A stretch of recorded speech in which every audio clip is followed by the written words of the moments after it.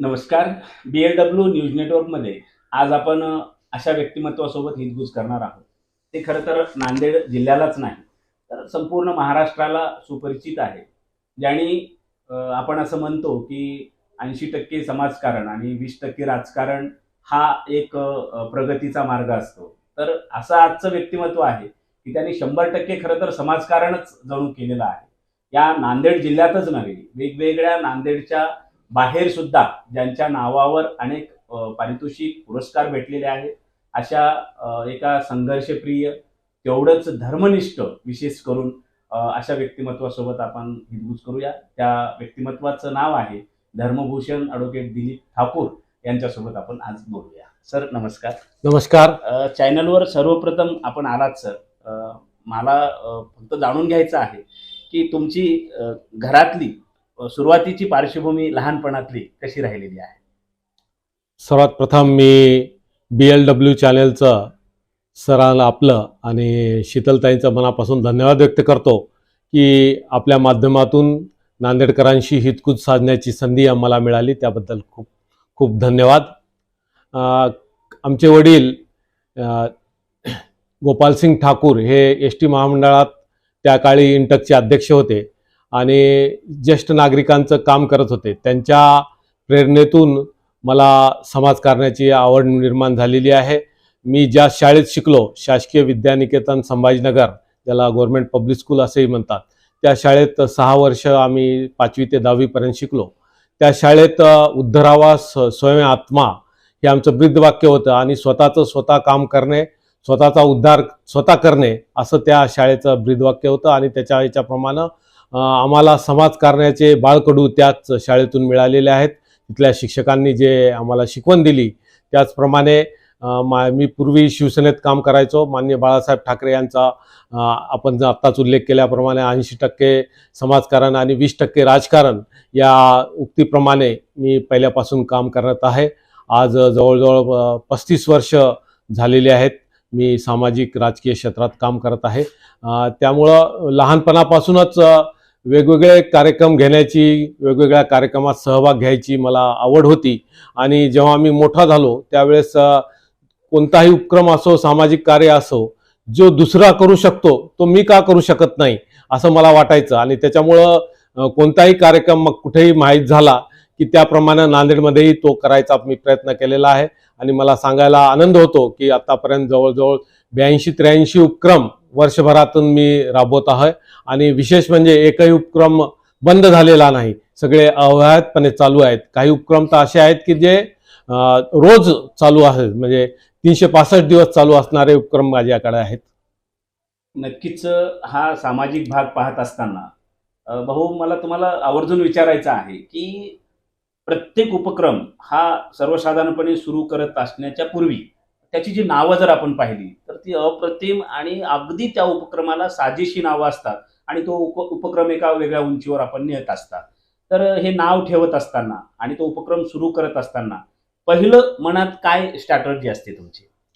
एखादा उपक्रम चालू करायचा म्हटला की मी आता सांगितल्याप्रमाणे नुसता चालू करून उपयोग नाही. कारण अनेकदा आपल्या मराठी माणसाचं एक वैगुण्य म्हणता येईल की आरंभ शत्रू आहेत असं आपल्यावर ठपका ठेवला जातो. किंवा कोणत्याही कामा सुरुवात करतात, उत्साहात करतात, पण ते तडीच नेत नाहीत किंवा त्याच्यात सातत्य ठेवत नाहीत असं अनेक जण म्हणायचे. त्यामुळं मला असं वाटायचं की आपण कोणतंही काम करायचं तर तो काम जर आपल्याला शेवटपर्यंत नेता येत असलं, कायम ठेवत असलं तरच ते काम हातात घ्यायचं असं मी ठरवलेलं असल्यामुळं कोणताही उपक्रम चालू करायचा असला तर तो सातत्यपूर्ण ठेवायचा असल्यामुळं त्याला एखादं सुटेबल नाव ठेवावं असं मला वाटायचं. आणि त्याच्यावर मी विचार करायचो. जसं की आता एक फ्रीज आम्ही या ठिकाणी बसवलेला आहे, गेल्या वर्षापासून चालू आहे. त्याला एक आमच्या मित्रांनी मला फोन केला आणि त्यांनी सांगितलं की एक कोरोना काळात एक माणुसकीचा फ्रीज म्हणून एक मुंबईमध्ये बसवण्यात आलेला आहे आणि त्यामध्ये अनेक लोक आपापल्या वस्तू ठेवत आहेत आणि ज्यांना पाहिजे ते घेऊन येतात आहेत. तर तो तुम्ही चालू करा असा त्यांचा आग्रह होता. श्याम महाजन म्हणून माझे मित्र आहेत. तर मी त्यांना सांगितलं की आधीच माझ्याकडे इतके उपक्रम चालू आहेत. त्यांनी सांगितले, मी अनेक जणांना तो व्हिडिओ पाठवला पण कोणीच तयार झालं नाही. मग मीच स्वतःच राहतात. तर मग मी त्या उपक्रमाला भाऊचा माणुसकीचा फ्रीज असं त्याचं नाव ठेवलं आहे. आणि मला सांगायला आनंद होतो की 1 वर्ष पूर्ण झालंय याच महिन्यात 10 तारखेला. 365 दिवस एकही दिवस खंड पडलेला नाही. किमान 40 ते 120 डबे रोज सकाळी 10 वाजता आम्ही महावीर चौकात पंचवटी हनुमान मंदिरच्या बाजूला फ्रीजमध्ये ठेवत असतो. ज्यांना पाहिजे ते येऊन घेऊन जातात. ज्यांना ठेवायचं असतं काय आपल्या घरात शिल्लक असलेलं अन्न, तेही अन्न त्या ठिकाणी ठेवत असतात. तिथं आमचे एक स्वयंसेवक देखील ठेवण्यात आलेला आहे. तो तिथं पूर्ण वेळ त्या ठिकाणी थांबलेला असतो. आणि ज्यांचा वाढदिवस आहे किंवा ज्यांच्या घरी स्मृतिदिन आहे की त्यांनी आपल्या प्रियजनांच्या स्मृतीप्रित्यर्थ त्या ठिकाणी 40 डबे आपण त्यांच्याकडून हे करत असतो. 2000 रुपये त्याच्याकडून शुल्क आपण घेऊन त्या 2000 रुपयाच्या बदल्यात 40 डबे आपण त्या ठिकाणी ठेवत असतो. असे अनेक उपक्रम आहेत. तुम्ही सांगितल्याप्रमाणे त्याचं नाव आता जसा हिवाळा आलेला आहे, गेल्या 4 वर्षापासून जितकं वर्षाचं नाव आहे, म्हणजे आता 223 आहे, तर 223 आम्ही ब्लँकेट वाटप करत असतो. मग हा 4 वर्षापूर्वी सुरू केलेला उपक्रम, आता याला नाव काय ठेवावं, तेव्हा माझ्या डोक्यात आलं की मायेची ऊब असं त्याला नाव द्यावं. त्याप्रमाणे त्याला मायेची ऊब. उन्हाळ्यात आम्ही चपला वाटप करतो, त्याला चरणसेवा असे नाव ठेवलेले आहेत. पावसाळ्यात छत्र्या वाटप करतो, त्याला कृपाछत्र असे नाव, वेगवेगळे नावं ठेवलेले आहेत. पूर्वी भाऊचा डब्बा आम्ही शासकीय रुग्णालयात वापरत होतो. सर बरोबर आहे. तो भाऊच्या डब्याबद्दल मला जाणीवपूर्वक बोलायचं आहे की ही संकल्पना सुचण्यामागची कारण काय, कारण हे खूप नुसतं गाजलंच नाही सर, तर मला वाटतं अनेक जणांनी याची प्रेरणा घेऊन काही ठिकाणी हा डब्बा सुरू केलेला आहे. मी नगरसेवक होतो त्यावेळेसची घटना. एकदा संध्याकाळी 5 वाजता मी महापालिकेत काहीतरी कामासाठी गेलेलो होतो. तर त्या ठिकाणी गेल्यानंतर मी पाहिलं एक खेड्यातली बाई तिथं महापालिकेत विटा रचून त्या ठिकाणी भाकरी थापत होती. तेव्हा आमचा वॉचमन त्या ठिकाणी त्या महापालिकेच्या कॅम्पसमध्ये तिला थांबू देत नव्हता, जात होता. तर मी त्याला विचारलं किंवा तू का त्यांना स्वयंपाक करू देत नाही, तो मला रोजच आहे साहेब म्हणलं. मग मी त्या बाईला स्वयंपाका म्हणजे डब्यासाठी पैसे दिले आणि हे केलं. तिला सांगितलं की बा तू विकत घे आणि हे कर. तर तिनं मला सांगितलं, साहेब म्हणले तुम्ही आज मला पैसे देतात, पण मला उद्या तर डब्बा लागेल, मला माझ्या नातेवाईकांना, माझ्या ज्या पेशंट आहे त्याला तर शासकीय याच्यातून मिळतं, पण मला तर खावं लागेल आणि माझ्या हॉटेलमध्ये घ्यायची हे नाही. तेव्हा माझ्या डोक्यात ही आयडिया आली की आपण या रुग्णांसाठी काहीतरी करावं, रुग्णांच्या नातेवाईकांसाठी काही करावं. आणि त्यावेळेस सुधाकर डोईफोडे काका या होते, त्यांना मी भेट घेतली आणि त्यांना माझी कल्पना सांगितली. तर त्यांनी सांगितलं की फार पूर्वी रुग्णसेवा मंडळ असे डबे द्यायचे, पण तो बंद झालेला आहे, तुम्ही चालू करत असला तर चालू करा. मग त्यावेळेस आम्ही एका दिवसात 50 डबे शहरातील वेगवेगळ्या घरातून जमा करायचो. एका दिवसाला एका व्यक्तीकडून एकच डब्बा घ्यायचो आणि ते डबे आम्ही 3 स्वयंसेवक ठेवलेले होते. सकाळी 50 डबे, संध्याकाळी 50 डबे असे जमा करून रुग्णांच्या नातेवाईकांना द्यायचो. जवळजवळ 9 वर्ष हा आमचा कार्यक्रम चालू झाला.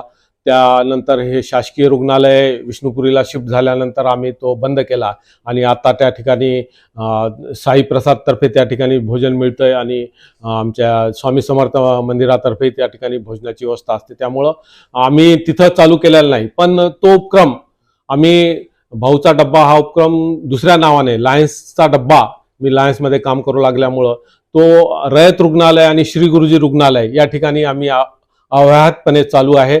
आणि तुम्ही सांगितल्याप्रमाणे या भाऊच्या डब्याची जवळजवळ नांदेडमध्ये पूर्ण महाराष्ट्रात 13-14 ठिकाणी म्हणजे त्याच डब्याच्या प्रकारचे तिथं वेगवेगळे, कोणी साईचा डब्बा, कोणी हे चंद्रपूरला आमच्या भाच्यानं चंद्रपूरचा डब्बा, असा वेगवेगळे नावाखाली असे डब्बे चालू केलेले आहेत. त्यांनी माझ्याकडून कसं आयोजन करतात त्याची माहिती घेतलेली आहे.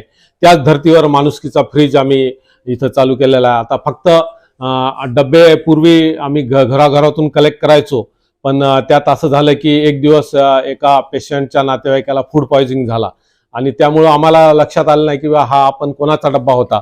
त्याच्यामुळं आम्ही असं ठरवलं की वेगवेगळ्या ठिकाणी न करता एका स्वयंसेवकाच्या घरीच आता आम्ही डबे तयार करत असतो आणि ते डबे आम्ही आणून देत असतो. त्याच्यामुळं काही जर रिस्क झालं, काही झालं तर त्या स्वयंसेवकावर जबाबदारी असते. त्याच्यामुळं आम्ही आता घरून कलेक्ट न करता एकत्र हे करतो आणि तिथेही देखील त्या फ्रीजमध्ये जे लोक शिल्लक राहिलेलं अन्न आणतात तो आमचा स्वयंसेवक स्वतः पहिले खातो. चल चांगलं असलं तरच तो लोकांना देतो, नाहीतर मग तो त्याची विल्हेवाट दुसऱ्या ठिकाणी हे करतो. अतिशय महत्वाचा हा मला त्याच्यावरच एक बोलायचं आहे की सर, भाऊचा डब्बा ही संकल्पना सुरू झाली, मोठ्या प्रमाणामध्ये प्रतिसाद भेटत होता आणि खरा भाऊच्या डब्याचं महत्व कोरोनाच्या काळामध्ये लोकांना कळालं. कोरोनाच्या काळातला तुमचा अनुभव कसा राहिलेला आहे? कारण नुसतं नांदेड जिल्हा नाही तर महाराष्ट्रातल्या अनेक NGOने, अनेक संस्थेने एक कोरोना योद्धा म्हणून तुमचा सन्मान केलेला आहे आणि आम्ही पण नांदेडवासियांनी ते पाहिलेलं आहे की तुम्ही कोरोना काळामध्ये कशा पद्धतीनं समाजासोबत एकरूप झालात आणि कोरोना एवढा वाईट काळ अतिशय पुढं सरकत गेला. आज जरी तो कोरोना काळ नसला तरी त्यातल्या काही आठवणी आज तुम्हाला कशा पद्धतीने आठवतात? कोरोना झाल्यानंतर, सुरू झाल्यानंतर पूर्ण हाहाकार माजला होता. लोकांना खायला काही नव्हतं, काही अशी अनेक हे होतं. तर त्यावेळेस गुरुद्वारा लंगर साहेब, अनेक समाजसेवी संस्था यांनी वेगवेगळ्या ठिकाणी जेवणाची व्यवस्था केलेली होती. तेव्हा आमचे एक पत्रकार मित्र महेश राजे यांचा एक दिवस मला फोन आला की भाऊ, नांदेडमध्ये अनेक विद्यार्थी आहेत की जे बाहेरगावचे आहेत, नांदेडमध्ये शिकण्यासाठी आलेले आहेत, पण त्यांची मेस बंद झालेली असल्यामुळं त्यांची उपासमार होत आहे, त्यांच्यासाठी तुम्ही काही करा. मी सुरुवातीला त्यांना नकार दिला किंवा माझं तुम्हाला सांगितल्याप्रमाणे एकदा चालू केलं की मी मागं राहत नाही. मी म्हणलं वा, इतक्या लोकांना जेवण देणं अवघड आहे. तरी त्यांनी मला आग्रह केला. तर माझं सोशल मीडिया फार स्ट्रॉंग आहे. माझ्या व्हॉट्सअप जवळजवळ 1,000पेक्षा जास्त व्हॉट्सअप ग्रुप आहेत. 10,000पेक्षा फेसबुकमध्ये फॉलोअर आहेत. वैयक्तिक नंबर माझे जवळजवळ 10,000 माझ्याकडे वैयक्तिक कॉन्टॅक्ट्स आहेत. त्याच्या सोशल मीडियाच्या माध्यमातून मी एखादा अपील केलं तर 50,000 लोकांपर्यंत ते पोहोचतं. तर त्यावेळेस मी कोरोना काळात डब्बा वितरित करण्यासाठी लोकांना आव्हान केलं आणि मला सांगायला आनंद होतो की पहिल्या दिवशी आम्ही 100चं टार्गेट ठेवलं होतं आणि पहिल्याच दिवशी आम्हाला 600 डब्याचे डोनर भेटले आणि त्याच्यामुळं आम्हालाही आनंद झाला की बा लोक रिस्पॉन्स देत आहेत. मग त्यावेळेस आम्ही असं ठरवलं की रोज सकाळ संध्याकाळ अशा विद्यार्थ्यांची यादी घेतली आणि त्यांना कधी 100, कधी 150 लोकांचे आम्हाला फोन यायचे की बा आम्हाला डब्याची आवश्यकता आहे. मग आम्ही त्याप्रमाणे आमचे डबे द्यायचे, कधी 200, कधी 300. कधी बाहेरगावचे जे प्रवासी असायचे त्यांना रेल्वेनं पाठवायचं असायचं, त्यांच्यासाठी डबे. मग पोलीस कर्मचारी जे कर्तव्यावर असायचे किंवा दवाखान्यातले कर्मचारी किंवा स्वच्छता कर्मचारी जे स्वतःचा जीव धोक्यात घालून काम करायचे, कारण करोनामध्ये घरच्यातले आपल्या आजूबाजूचे सख्खे नातेवाईक भावाला भाऊ गिरत नसताना हे लोक काम करायचे. मग त्यांच्यासाठी आम्ही डबे वाटप करायचो आणि मला सांगायला आनंद होतो आणि समाधान देखील वाटतं की कोरोना काळात मी स्वतः रोज माझ्या ॲक्टिवावर डबे घेऊन, माझे सहकारी आम्ही सगळेजण ते डबे घेऊन पूर्ण शहरात फिरायचो. जवळजवळ 10 ते 15 लोक आम्ही ते डबे घेऊन सगळ्या ठिकाणी जिथं आवश्यकता आहे त्या ठिकाणी वाटायचो आणि मला खरंच समाधान वाटायचं. या काळात मलाही कोरोना झाला. कोरोना झाल्यानंतर सगळेजण घाबरले, पण मी घाबरलो नाही, कारण एक आत्मविश्वास होता की बा कोणत्याही संकटातून आपण त्याच्यावर मात करू शकतो. आम्ही NRI मध्ये आम्हाला तिथं ठेवलं होतं. त्या ठिकाणी देखील कोरोनातले जे इतर पेशंट होते त्यांना सोबत घेऊन मी त्यांच्यासोबत विविध खेळ घेणे, वेगवेगळ्या ॲक्टिव्हिटी घेणे, त्यांच्याकडून योगा घेणे, त्यांच्याकडून डान्स, ग्रुप डान्स करून घेणे, असं त्यांना एंगेज ठेवलं. आणि मला सांगायला आनंद होतो की त्या काळात माझ्यासोबत जे होते त्या सगळ्यांना काही म्हणजे कोरोना झाला याचा अनेक जण म्हणजे हैबतीनं मरत होते, पण त्यामुळं माझ्यासोबत राहिल्यामुळं त्या कोणालाही त्रास झाला. जेव्हा मी निगेटिव्ह झालो आणि मी जाऊ लागलो तर ते अक्षरशः लोक माझ्यासोबतचे म्हणले की तुम्ही राहा. म्हटलं आता मला दुसरंही बरेच कामं आहेत, समाजासाठी करायचं आहे, आणखी डब्याचंही माझा उपक्रम चालू आहे, त्यामुळं मी त्यांची रजा घेतली. पण त्यावेळेस ते सगळेजण खूप हे झाले की बा तुमच्यामुळं आम्हाला कोरोनाचा काहीही त्रास झाला नाही, असा अनुभव मला कोरोना काळातला आला. सर, मी थोडंसं घरगुती प्रश्न विचारतो की तुमची मदर टंग हिंदी आहे, हो, पण मराठी अतिशय उत्तम बोलता, तर हे हिंदी मराठीचं कॉम्बिनेशन जे कसं आहे ते कसं जमवलं? मदर टंग हिंदी असल्यामुळं लहानपणापासून हिंदी तर बोलतच होतो, पण माझं सगळं शालेय शिक्षण मराठी माध्यमातून झालेलं आहे, त्यामुळं मराठी हा माझा आवडता विषय होता. मॅट्रिकमध्ये जवळजवळ 100पैकी मला 86 मार्क मराठी ज्याच्यातून आहे, व्याकरण वगैरे.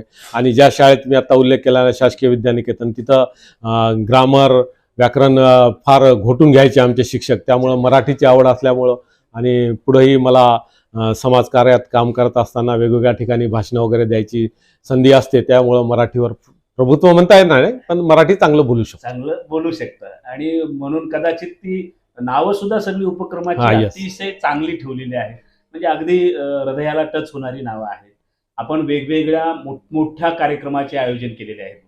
नांदेडमध्ये खरं तर कवी संमेलन असेल, खास करून मला सांगायचं आहे की देवेंद्र नरेंद्र महोत्सव जो आहे तो आज एवढ्या पॉप्युलरिटीच्या म्हणजे उंचीवर गेलेला आहे की निश्चितच तो एक जबरदस्त कार्यक्रम नांदेडवासियांसाठी असतो. आज अनेक आजूबाजूची अनेक लोक त्या कार्यक्रमाचा आस्वाद घेतात. ही संकल्पना कशी सुचली आणि देवेंद्र नरेंद्र असं नाव त्याला ठेवावं यामागची नेमकी भूमिका काय आहे? मी 1995 साली या महापालिका त्यावेळेस त्रिभाषिक कवी संमेलन घ्यायचं, तेव्हा नगरपालिका होती. तर गंधर्व नगरी या ठिकाणी कवी संमेलन घ्यायचे आणि योगायोगानं मी पहिल्याच वर्षी 95 साली त्या ठिकाणी गेलो आणि त्यावेळेस मी जे कवी संमेलन ऐकलं, हिंदीचं कवी संमेलन तर इतकं दर्जेदार होतं की विचारू नका. तर मी अक्षरशः त्या कवींच्या प्रेमात पडलो आणि त्यावेळेस मी सांगितलं की पुढच्या वर्षी आवर्जून आपण कवी संमेलन ऐकायला यायचं. आणि आम्ही वाटच पाहत होतो. दुसऱ्या वर्षी 1996 साली जेव्हा कवी संमेलन झालं त्यावेळेस मी परत गेलो. तर त्या ठिकाणी मला एक असं पाहायला मिळालं की सगळे कवी तेच होते आणि त्यातला एक कवी एकच कविता जी मागच्या वर्षी त्याने म्हटलेली होती तीच कविता सगळ्या म्हणू लागल्या.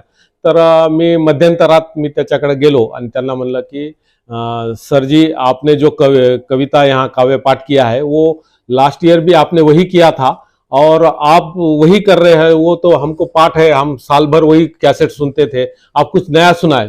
तर त्यानं सांगितलं ये देखो बोले, ये कार्यक्रम के आयोजक जो है डॉक्टर भारतीया म्हणून होते त्यावेळेस. म्हणजे महापालिका नगरपालिका जरी घेत असली तरी ते कवींना बोलवणं वगैरे डॉक्टर भारतीया है करायचे. तर त्यांनी सांगितलं अगर डॉक्टर भारतीया जी कहते हैं तो मैं कविता बदलूंगा, तुम्हारे को कोई अधिकार नाही. तर मी फार छोटा होतो त्यावेळेस. मी मनातल्या मनात ठरवलं की एक दिवस मी सुद्धा कवी संमेलन हे करेल आणि त्यावेळेस माझे चॉईस जे असेल ते सांगेल.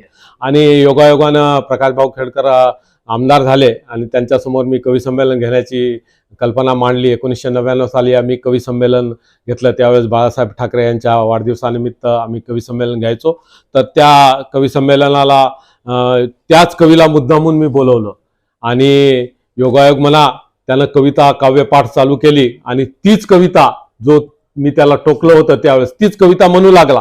त्यावेळेस मी माईकमध्ये गेलो आणि मी त्याला सांगितलं की 1996 सालीत मी तुम्हाला सांगितलं होतं की ह्या कविता म्हणू नका. आता तेव्हा तुम्ही म्हणले होते की जेव्हा तुम्ही कार्यक्रम आयोजक असाल तेव्हा तुम्हाला अधिकार आहे. आज या कार्यक्रमाचा मी आयोजक आहे आणि मी तुम्हाला सांगतोय की ही कविता म्हणू नका, तुम्ही दुसरी कविता म्हणा.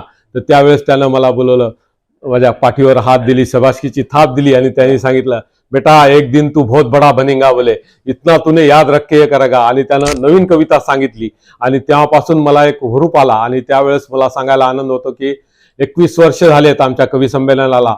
भारतातला एकही कवी असा नाही मोठा कवी ज्यांना आम्ही बोलवलं नाही. सगळ्या नामवंत कवींना आम्ही या ठिकाणी आमंत्रित केलेलं आहे.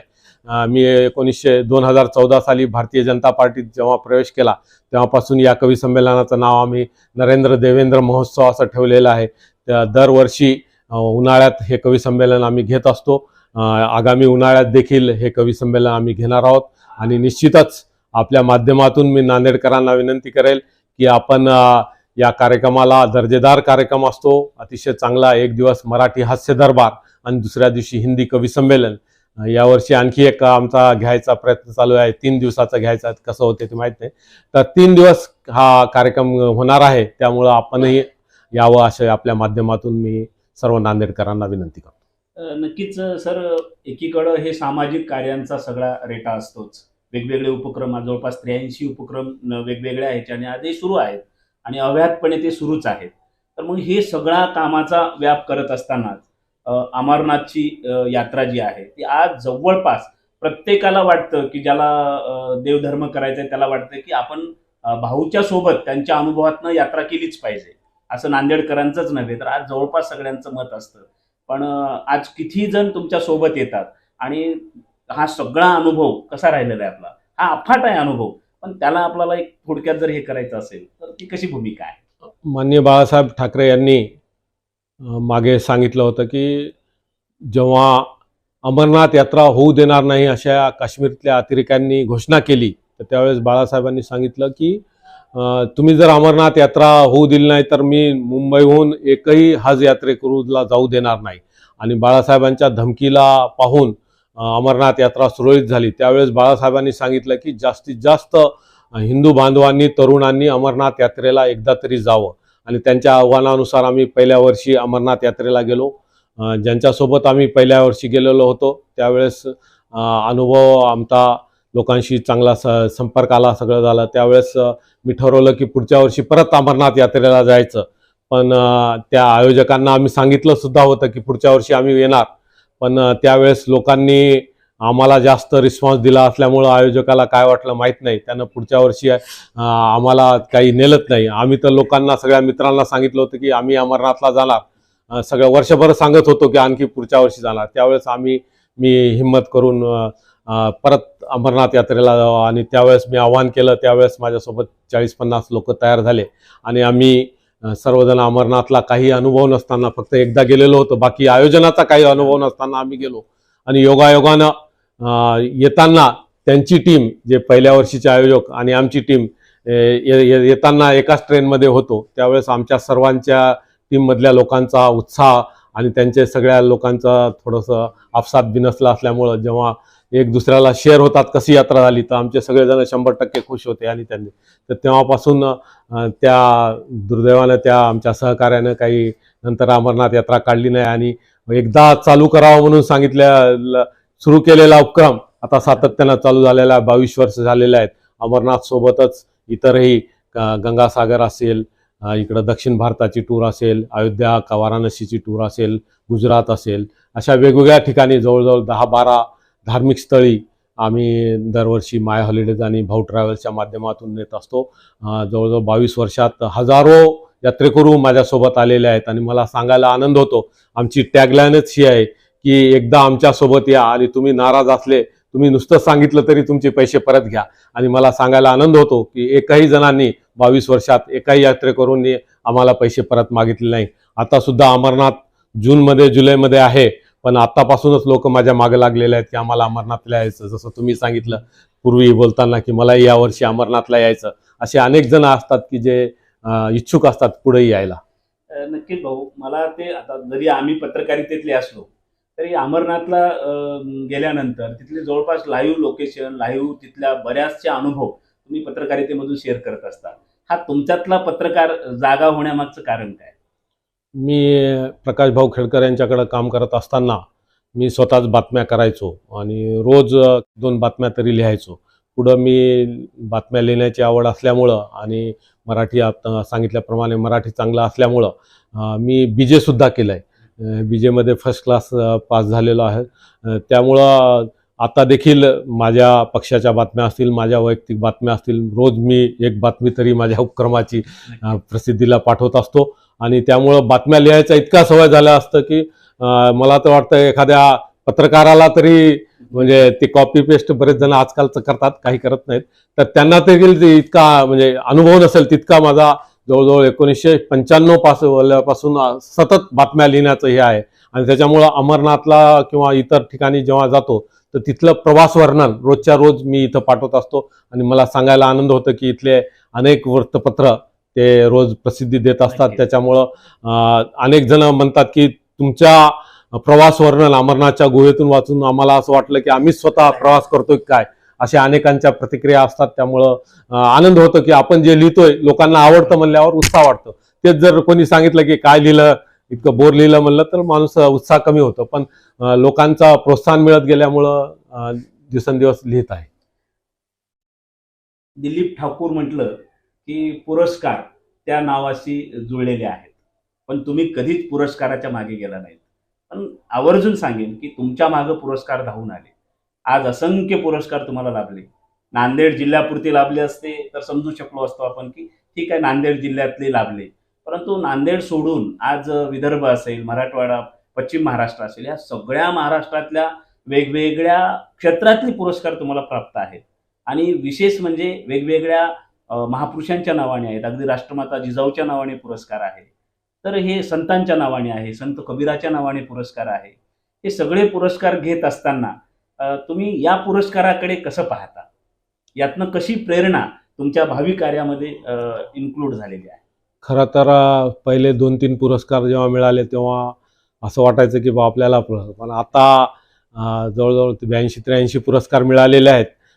अनेक जण म्हणतात की तुम्हाला इतके पुरस्कार मिळत आहेत, तुम्ही हे काय करता. पण माझं असं वाटतं की आपण ज्या ट्रॅकवर चाललो तो ट्रॅक योग्य आहे हे पुरस्कारानं सिद्ध होत आहे की आपण योग्य दिशेने चाललोय. त्याच्यामुळं पुरस्कार घेण्यामागचा त्यांनी आपलं कौतुक केलेलं असतं आणि या माध्यमातून आपलं जे कार्य आहे ते लोकांना कळतं किंवा एखादा पुरस्कार मिळाल्यानंतर त्या पुरस्कार कशासाठी मिळाला तेव्हा लोकांना कळतं आणि त्याच्यातून माझी अशी भावना असते की आपलं कार्य कोणीतरी पुढे चालू ठेवावं, त्यासाठी हे पुरस्कार स्वीकारणं हे असतं. पण आता भविष्यात अनेक पुरस्कार मिळालेले आहेत. माझी पुरस्कार घ्यायची इच्छा नव्हती, पण अनेक मित्रांनी हे केलं किंवा किमान 100ही होईपर्यंत तरी तुम्ही पुरस्कार घ्या. त्यामुळं मी 100 पुरस्कार जेव्हा होतील त्यावेळेस नंतर मात्र पुरस्कार कोणते घेणार नाही. या पुरस्काराच्या माध्यमातून अनेक नवीन नवीन लोकांशी भेटणं होतं, त्यांना आपल्या कार्याची प्रचिती होते, त्यातून अनेक लोक पुढे येतात. तुम्ही सांगितल्याप्रमाणे महाराष्ट्रात बाहेरून देखील मला पुरस्कार मिळाले आहेत. कोरोना काळातल्या कामामुळं तर मुंबईच्या 6 संस्थांनी, वेगवेगळ्या संस्थांनी, ज्या संस्थांनी पुरस्कार दिला त्यांनी मला कधी पाहिलं नाही किंवा मी त्यांना पाहिलेलं नाही. फक्त माझं कार्य पाहून त्यांनी मला पुरस्कार दिलेले आहेत. असे अनेक पुरस्कार दिलेले आहेत. त्या पुरस्कार स्वीकारण्यामागची नम्रतेने माझी भावना तेवढीच आहे की बा आपण योग्य दिशेने चाललोय आणि आपल्या कामाचं लोक कौतुक करतायत, त्याच्यामुळे त्यांनाही मान देणं आवश्यक आहे. आपण उर्मटपणे सांगितलं की बा नाही मी पुरस्कार स्वीकारणार नाही किंवा हा मोठा नाही, हा छोटा पुरस्कार आहे, असं काही केलं तर त्या आयोजकांचा हे होतो. त्याच्यामुळं मी जेव्हा नांदेड भूषण पुरस्कार देत असतो त्यावेळेस आम्ही नांदेड भूषण पुरस्कार देत असताना पहिले कंडिशनच हे टाकतो की पुरस्कार जाहीर करण्यापूर्वी तुमची लेखी संमती.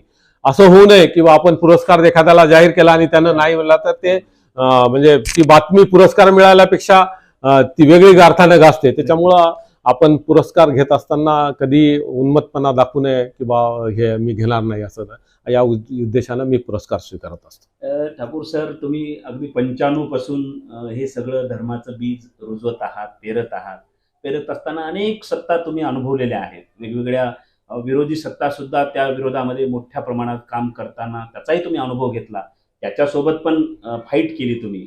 आज खरं तर तुम्ही पेरलेलं बीजच आज सत्तेच्या रूपाने पूर्ण भारतभर दिसतंय. तर समाधान वाटतं? हो, निश्चितच समाधानी आहे.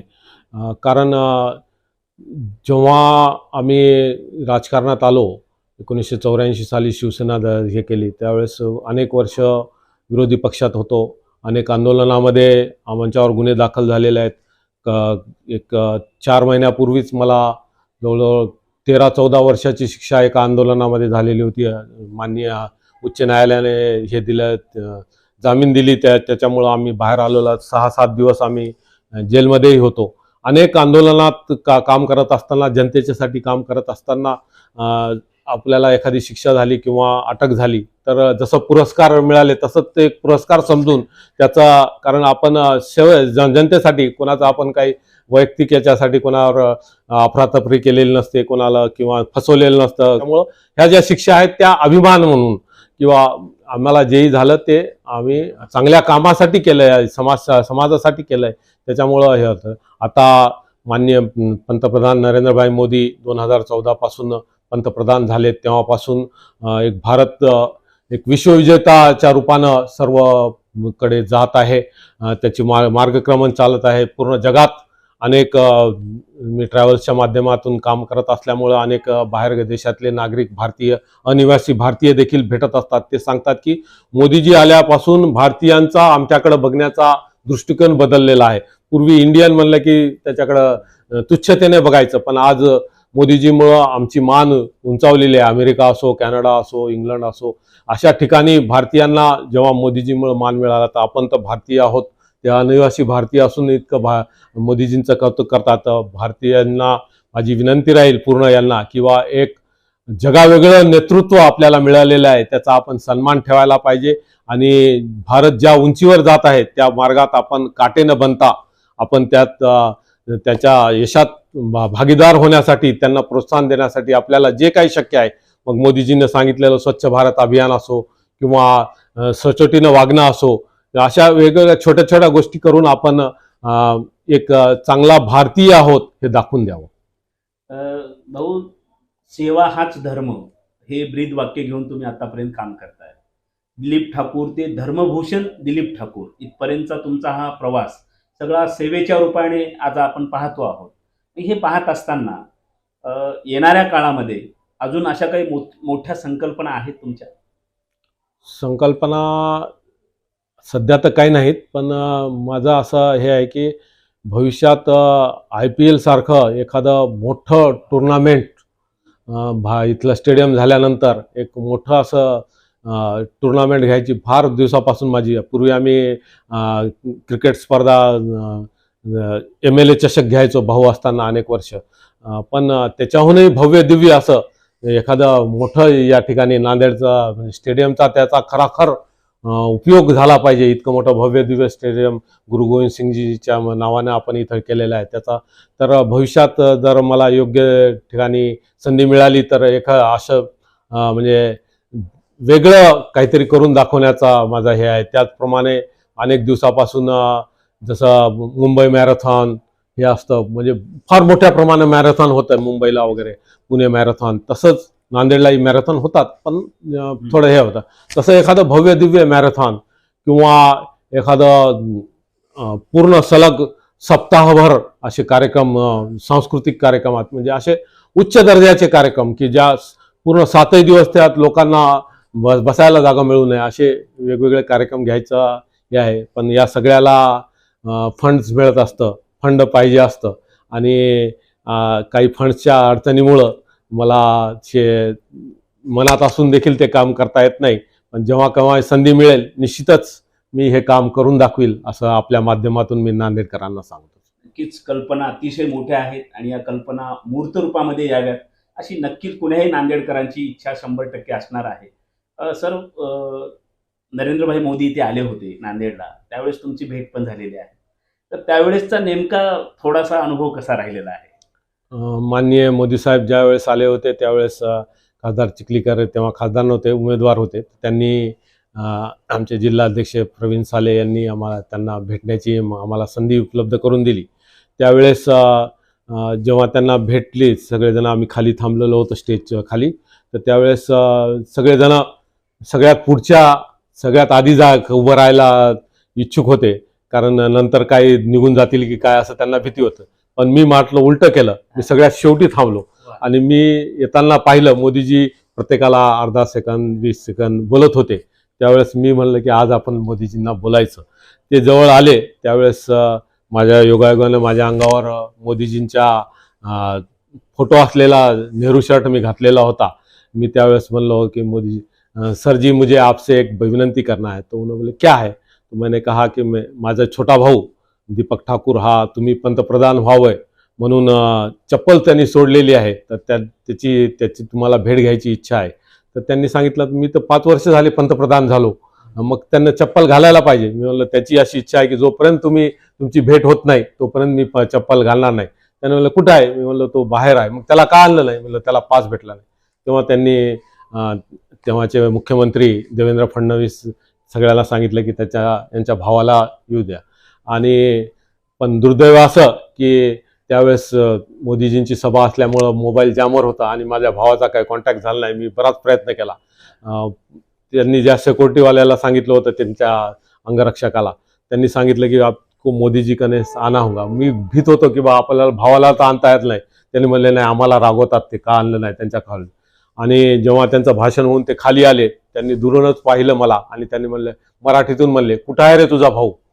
मी म्हणलो सर त्यांचे काही कॉन्टॅक्ट झालं नाही. तर असं काय याच्यानंतर अहमदपूरला माझी सभा आहे, त्या ठिकाणी त्यांना काही दिवसानंतर तिथं, पण अहमदपूरला काही झालं नाही. पण नगरला सभेमध्ये आमच्या भावाला संधी मिळाली आणि त्यावेळेस आमच्या भावाला त्यांनी आशीर्वाद दिला. त्यावेळेसपासून भावानं चप्पल घालणं चालू केलं. त्यावेळेस जेव्हा मी पहिल्यांदा त्यांना बोललो होतो त्यावेळेस मी त्यांना सांगितलं की वर्षभरातून मी जवळजवळ 80-82 उपक्रम चालवतो. त्यावेळेस त्यांनी सांगितलं की इतनी एनर्जी कहाँ से लाते हो. तो मी सांगितलं की आपकी उम्र इतनी होते हुए आप इतना 20-20 घंटे काम करते हो फिर भी नहीं थकते, तो उसके हिसाब से तो हमारा कुछ भी नहीं. तर ते पाहून त्यांनी हसून माझ्या खांद्यावर असा हात थोपटला आणि मला ती शाबासकी. मला जीवनात 2 लोकांची भेट माझ्यासाठी अमूल्य आहे. एक बाळासाहेब ठाकरे, त्यांनीही माझ्या खांद्यावर हात ठेवून मला आशीर्वाद दिला आणि मोदीजींनी. हा माझ्या जीवनातला एक सोनेरी क्षण आहेत. हे 2 क्षण म्हणजे ते आयुष्यभर कधीही मी विसरू शकणार नाही. नक्कीच. आणि हे दोन्हीही व्यक्तिमत्व जागतिक दर्जाचे आहेत. त्या व्यक्तिमत्वाचा आशीर्वाद मिळावा ही प्रत्येक कार्यकर्त्याची इच्छा असते. आणि खरं तर ती दोन्ही फलश्रुती तुमच्या या सेवेमुळे झाली असं मला तरी वाटतं. कारण तुम्ही समाजकारणाकडे जास्तीत जास्त स्वतःला झोकून घेतलेलं आहे आणि समाजकारण करत असताना काही अंशी तुम्ही राजकारणामध्ये सुद्धा दिसताय. तर हा राजकारणातला नेमका प्रवास किती आहे, तो कमी जरी असला तरी तो अनुभव कसा राहिलेला आहे?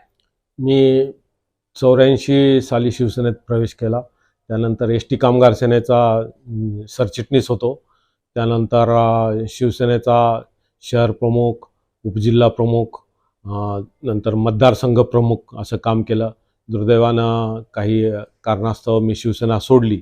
त्यानंतर मी भारतीय जनता पार्टीमध्ये आल्यानंतर भारतीय जनता पार्टीमध्ये देखील जिल्हा सरचिटणीस या पदावर 9 वर्ष काम केलेलं आहे. 2दा नगरसेवक म्हणून काम केलेलं आहे. माझी पत्नी देखील नगरसेविका होती. विधानसभेसाठी मी इच्छुक होतो, पण तिकीट मिळालं नाही. पण हरकत नाही, तिकीट मिळालं नाही म्हणून निराश न होता ज्यांना तिकीट मिळालं त्यांच्यासाठी पूर्ण काम करणं हे आपलं स्वतःचं कर्तव्य असल्यामुळं मी ज्यांना तिकीट मिळालं त्या लोकसभेला खासदार प्रतापराव पाटील चिखलीकर साहेब उभे होते तेव्हा मी घर सोडून नांदेडमध्ये घर असताना देखील 40 दिवस आमचं कार्यालय गोदावरी हॉटेलमध्ये होतं. त्या ठिकाणी 40 दिवस तिथंच थांबलो होतो. आपले हे होते साबणे साहेब उभे होते तेव्हाही त्या जवळजवळ 20-22 दिवस देगलूरला मुक्काम केला होता. इथं कंदकुर्ते, दिलीप कंदकुर्ते हे उभे होते तेव्हाही त्यांच्यासोबत उभे करा. तर त्यामुळं काम करत असताना प्रत्येकाचं राजकारणात प्रत्येकाचं असते की आपल्याला मोठं पद मिळावं, पण बरेच जण पद नाही मिळालं की काम सोडून देतात, नाराज होऊन घरी बसतात. मी त्याच्यापैकी मला वाटत नाही. जे भेटलंय ते आपण समाधानी मानावं. आपल्यासारखेच अनेक जण त्या काळापासून काम करतात पण ते आज कुठेही नाहीत. आपण त्या मानानं बराच उंची गाठलेली आहे. भविष्यात नशिबात असेल तर भेटेल, नाही तर आपली तर सेवा चालूच आहे.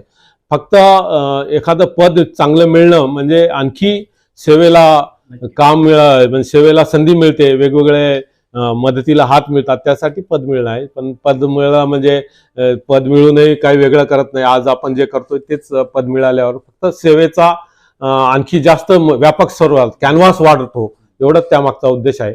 तर भविष्यात तशी पक्षानं संधी दिली तर निश्चितच तसंही काम करून एक आगळा वेगळा लोकप्रतिनिधी म्हणून देखील काम करून दाखवू अशी मला खात्री आहे.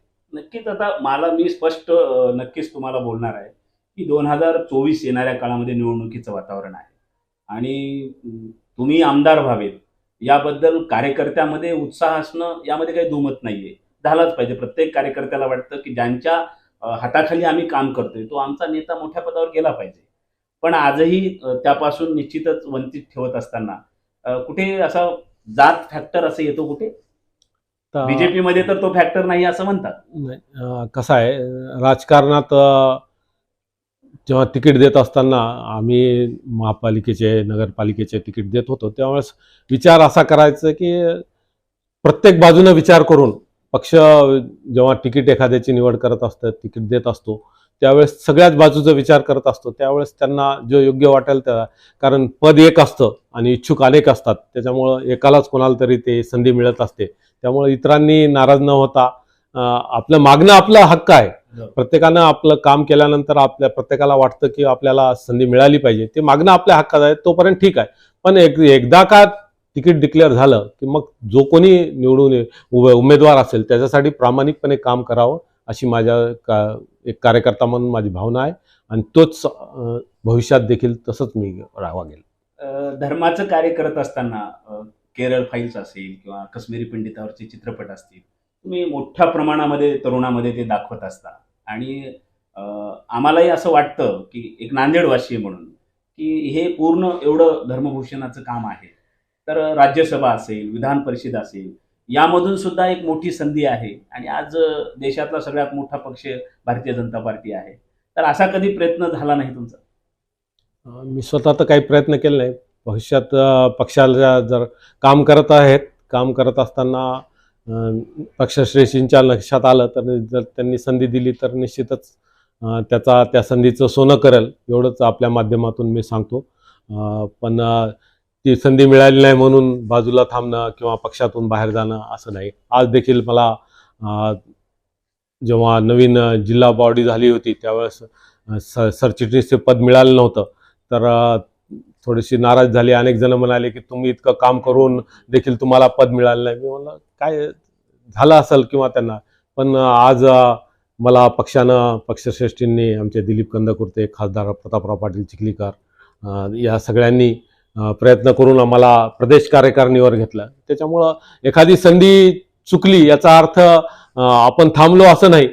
कदाचित मोठी संधी आपली वाट पाहत असेल, त्याच्यासाठी आपल्याला ही संधी मिळाली नसेल असं समजून आज प्रदेश कार्यकारिणीवर आहे, तिथंही काम करून भविष्यात आणखी मोठं हे करण्याचा प्रयत्न करेल. नक्कीच. तर अतिशय मोठा संघर्ष आहे आणि समाजसेवेचं व्रत घेऊन हे व्यक्तिमत्व जवळपास 90 पासनं आज महाराष्ट्राच्या भूमीमध्ये काम करते आहे. वेगवेगळ्या कार्यक्षेत्राला अतिशय लीलया यांनी हाताळलेला आहे. या नांदेडवासियांना एक चांगला रसिक म्हणून, एक चांगला वक्ता म्हणून, एक चांगला श्रोता म्हणून, एक चांगला पत्रकार म्हणून आणि एक चांगला आयोजक म्हणून निश्चित सुपरिचित आहेत असे धर्मभूषण ॲडव्होकेट दिलीप ठाकूर सर यांच्यासोबत आपण आज हितगुज केलेली आहे. सर, आपण चॅनलला वेळ दिला त्याबद्दल निश्चितच आम्ही तुमचं हे जे काही सोशल वर्क आहे आणि राजकीय सगळं कार्य आहे ते लोकांपर्यंत नेण्याचा आम्ही प्रयत्न करू. धन्यवाद. आपलं खूप खूप धन्यवाद. या माध्यमातून मी माझ्या परिवारातील सदस्य, माझी धर्मपत्नी, माझे भाऊ, या सगळ्यांचे, माझे सवंगडींचे, अनेकदा काय होतं की सगळेजण काम करतात, क्रिकेट मॅच खेळत असताना प्रत्येकाचं योगदान असतं, पण कॅप्टन म्हणून ट्रॉफी घ्यायला कॅप्टनच पुढे जातो. तसं अनेकांचं माझ्या मागं हातभार आहेत, अनेक माझ्या मागं दाते आहेत ज्यांच्यामुळं हे कार्यक्रम घेतो, पण नाव माझं होतं. तर त्या सगळ्यांचं मी आपल्या माध्यमातून धन्यवाद व्यक्त करतो. आपण देखील या चॅनलच्या माध्यमातून माझ्या कार्याची परत एकदा नांदेडवासियापुढे ठेवण्याची संधी दिली त्याबद्दल तुमचं मनापासून धन्यवाद व्यक्त करून तुमच्या हजारो श्रोत्यांना आपण हा कार्यक्रम पाहणार आहात त्याबद्दलही ॲडव्हान्समध्ये धन्यवाद व्यक्त करतो. धन्यवाद.